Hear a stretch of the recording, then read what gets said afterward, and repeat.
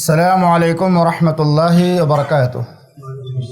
الحمدللہ والصلاة والسلام علی رسول اللہ محمد وعلی آلہ وصحبہ اجمعین وعلی جمیع من تبعہم بإحسان الی یوم الدین، اما بعد۔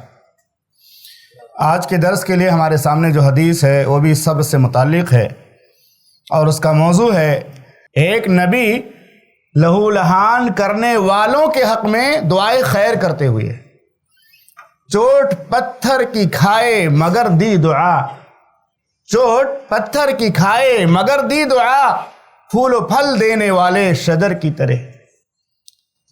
آج کے درس میں جو حدیث ہے وہ صحیح بخاری کے اندر اور اسی طرح صحیح مسلم کے اندر موجود ہے۔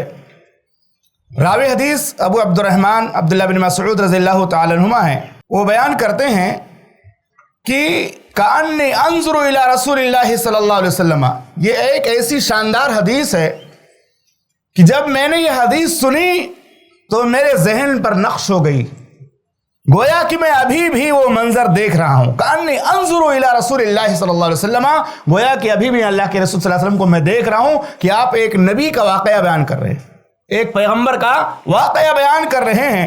اور کہتے ہیں نبی صلی اللہ علیہ وسلم نے فرمایا ضربہ قومہ فأدموہ، کہتے ہیں اللہ کے نبی صلی اللہ علیہ وسلم کی ایک قوم کے لوگوں نے اپنے نبی کو مارا، اپنے نبی کو مارا اور ان کو فأدموہ، ان کو لہو لہان کر دیا، خون میں تتر بتر بولتے ہیں نا، خون میں لہو لہان کر دیا۔ وَهُوَ يَمْسَحُ الدَّمْعَ عَنْ وَجْهِهِ يَقُولُ اللَّهُمَّ اغْفِرْ لِقَوْمِي فَإِنَّهُمْ لَا يَعْلَمُونَ۔ اس نبی کے قوم نے اسے مارا، خون سے تتر بتر کر دیا، لہو لہان کر دیا، اس کے باوجود بھی اس نبی کا حال یہ تھا کہ وہ اپنے چہرے سے خون پوچھ رہا تھا اور یہ دعا کر رہا تھا اللہم اغفر لقومی فإنہم لا يعلمون، اے اللہ میری قوم کو بخش دے، یہ لوگ جانتے نہیں ہیں۔ میں انہیں جو بات سکھا رہا ہوں کس لیے سکھا رہا ہوں؟ تاکہ جہنم سے بچ جائیں، اللہ کے عذاب سے بچ جائیں، جنت کے مستحق بن جائیں۔ یہ سمجھ نہیں پا رہے ہیں، اگر یہ سمجھ جاتے تو میرے ساتھ اتنا برا سلوک نہیں کرتے۔ اس حدیث سے پہلی بات یہ معلوم ہوئی کہ یہ صبر کی بہترین مثال ہے، راہ دعوت میں صبر کی ایک عمدہ ترین مثال ہے۔ ابن عثیمین رحمہ اللہ فرماتے ہیں کہ یہ صبر کی آخری حد کی مثال ہے، صبر کی آخری حد۔ دنیا میں اگر آدمی کو کسی دنیاوی سبب کی وجہ سے مارا جائے، کسی دنیاوی مسئلے میں اس کی پٹائی کی جائے، اس کو مارا جائے، اس کو زد و کوب کیا جائے، تو آدمی شدت غضب سے بھڑک اٹھتا ہے، غصے سے بھڑک اٹھتا ہے اور وہ انتقام لینے کے لیے بے چین ہو جاتا ہے اور کہتا ہے میں اینٹ کا جواب پتھر سے دوں گا، میں نے تو کچھ نہیں کہا تھا، میرے اوپر حملہ کیا گیا، مجھ کو ایسا کیا گیا۔ وہ معاف کرنے کے لیے تیار نہیں ہوتا ہے۔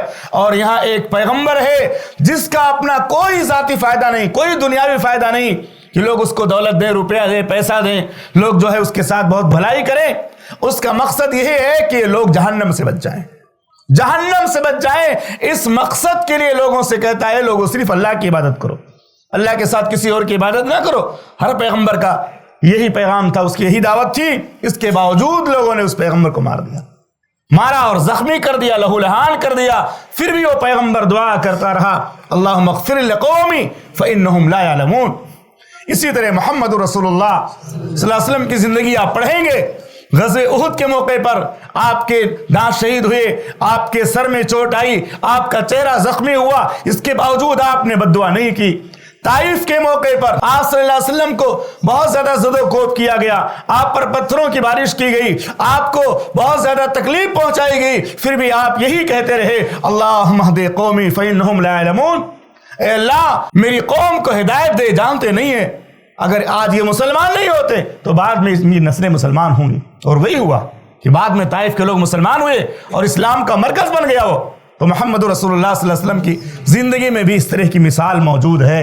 آپ صلی اللہ علیہ وسلم نے بھی اپنی ذات کے لیے کسی سے انتقام نہیں لیا، یہ نبیوں کا طریقہ تھا۔ نبی کس قدر اپنی امت کے لوگوں سے محبت کرتے تھے، اپنی امتوں سے نبیوں کو کتنا پیار ہوتا تھا، کتنی محبت ہوتی تھی۔ اور اسی طرح سے ایک واقعہ صحیح مسلم کے اندر موجود ہے، عبداللہ بن عمرو بن عاص رضی اللہ تعالیٰ عنہما کی حدیث پڑھ کے میں اپنی بات مکمل کرتا ہوں. وہ بیان کرتے ہیں کہ ایک مرتبہ محمد رسول اللہ صلی اللہ علیہ وسلم نے ابراہیم علیہ السلام کے بارے میں قرآن مجید کی آیت تلاوت کی. ابراہیم علیہ السلام سے متعلق قرآن مجید کی آیت تلاوت کی. رب انہن اضللن کثیرا من الناس فمن تبعنی فانہ منی ومن عصانی فانک غفور رحیم. کہ اے پروردگار انہوں نے بہت سارے لوگوں کو گمراہ کر دیا ہے، ان بتوں کی وجہ سے بہت سارے لوگ گمراہ ہو گئے ہیں. اگر ان میں سے جن لوگوں نے بھی میری پیروی کی فإنہ منی تو وہ ہم میں سے ہیں، ان کا تعلق مجھ سے ہے. اور جنہوں نے تیری نافرمانی کی یا میری بات جنہوں نے نہیں مانی تو بخشنے والا مہربان ہے. یہ پیغمبر کا انداز ہے. اسی طرح اس کے بعد دوسری آیت کریمہ تلاوت کی عیسیٰ علیہ السلام سے متعلق. عیسیٰ علیہ السلام نے کہا، فرمایا وَإِن تُعَذِّبْهُمْ فَإِنَّهُمْ عِبَادُكَ وَإِن تَغْفِرْ لَهُمْ فَإِنَّكَ أَنْتَ الْعَزِيزُ الْحَكِيمُ. عیسیٰ علیہ السلام نے کہا، اے پروردگار یہ میری امت کے لوگ ہیں، یہ میری امت کے لوگ جو ہیں یہ تیرے بندے ہیں، میری امت کے لوگ تیرے ہی بندے ہیں. ان تعذبہم فإنہم عبادک، اے اللہ اگر تو ان کو عذاب دیتا ہے تو تیرے بندے. وَإِن تَغْفِرْ لَهُمْ، اور اگر ان کو تو بخش دے تو غالب حکمت والا ہے.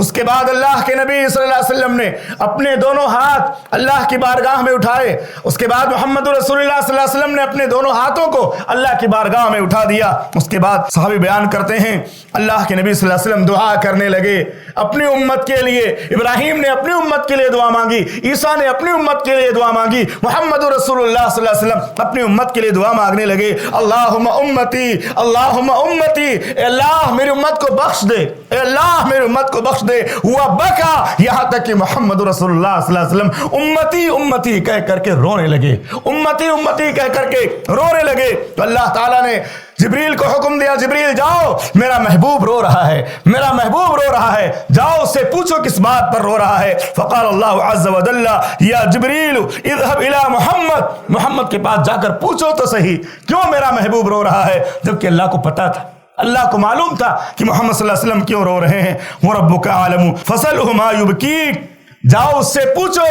کہ آپ کیوں رو رہے ہیں. جبریل علیہ السلام محمد رسول اللہ صلی اللہ علیہ وسلم کے پاس آئے اور پوچھنے لگے اللہ کی بارگاہ میں آپ دعا مانگ رہے تھے، رو رہے تھے، رونے کا سبب کیا ہے، کس بات پر رو رہے تھے. محمد رسول اللہ صلی اللہ علیہ وسلم نے جواب میں فرمایا میں اپنی امت کی بخشش کے لیے دعا مانگ رہا تھا، اپنی امت کی بخشش کے لیے دعا مانگ رہا تھا. اور اس کے بعد اللہ کے نبی صلی اللہ علیہ وسلم نے جبریل کو جواب دیا اور جبریل علیہ السلام اللہ کے پاس پہنچ گئے، اللہ کے پاس پہنچ گئے اور اللہ سے کہا کہ تیرا محبوب، تیرا رسول محمد رسول اللہ صلی اللہ علیہ وسلم، تیرے پیغمبر، ان کی یہ دعا تھی کہ اللہ ان کی امت کو بخش دے، ان کی امت کو تو معاف فرما دے، بخش دے. تو اللہ رب العالمین نے جبریل سے کہا جاؤ میرے محمد کے پاس دوبارہ انہیں خوشخبری سنا دو. اذهب الى محمد فقل انا سنرضيك في امتك، قیامت کے دن اے محمد صلی اللہ علیہ وسلم میں آپ کو قیامت کے دن آپ کی امت کے بارے میں خوش کر دوں گا، رنجیدہ خاطر نہیں کروں گا، آپ خوش ہو جائیں گے، یعنی آپ کی امت کو میں بخش دوں گا. اسی وجہ سے محمد رسول اللہ صلی اللہ علیہ وسلم نے فرمایا کہ قیامت کے دن اللہ تعالیٰ نبی صلی اللہ علیہ وسلم سے کہے گا جاؤ آپ کی امت میں سے جس کے دل کے اندر رائی کے دانے کے برابر بھی ایمان ہے، اللہ تعالیٰ فرشتوں سے کہے گا قیامت کے دن جاؤ جس کے دل کے اندر رائی کے دانے کے برابر بھی ایمان ہے اسے جہنم سے نکال لاؤ. اور اللہ کے نبی صلی اللہ علیہ وسلم تمام اہل توحید کے بارے میں شفاعت کرتے رہیں گے یہاں تک کہ اللہ کہے گا کہ جاؤ جس کے دل میں رائی کے دانے کے برابر یا اس سے کم بھی ایمان ہے اسے جہنم سے نکال لاؤ. یہ محمد رسول اللہ صلی اللہ علیہ وسلم کی شفاعت کا عالم ہوگا. رائی کے دانے کے برابر، ایک ذرے کے برابر بھی جس کے اندر ایمان ہے، اس امت کا مسلمان ہے، وہ کبھی نہ کبھی ضرور جہنم سے نکالا جائے گا. یہ کس کی دعا کا اثر ہوگا؟ محمد رسول اللہ صلی اللہ علیہ وسلم کی دعا کا اثر ہوگا. اللہ سے دعا ہے کہ رب العالمین جو دین ہمیں تو نے دیا ہے اس دین کی اہمیت کو سمجھنے، خود عمل کرنے اور دوسروں کو پہنچانے کی توفیق عطا فرما.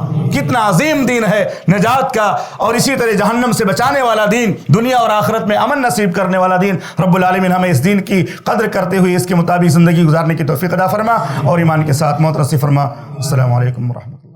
ایسے ہی فائدہ مند اسلامک ویڈیوز دیکھنے اور منہج سلف پر کتاب و سنت کی تعلیمات کو عام کرنے میں ہمارا تعاون کرے تاکہ آپ کے لیے ذریعہ نجات، جنت کے حصول کا سبب، ساتھ ہی مال میں برکت و اضافے کا ذریعہ بھی بنے. آمین. جزاک اللہ خیرن.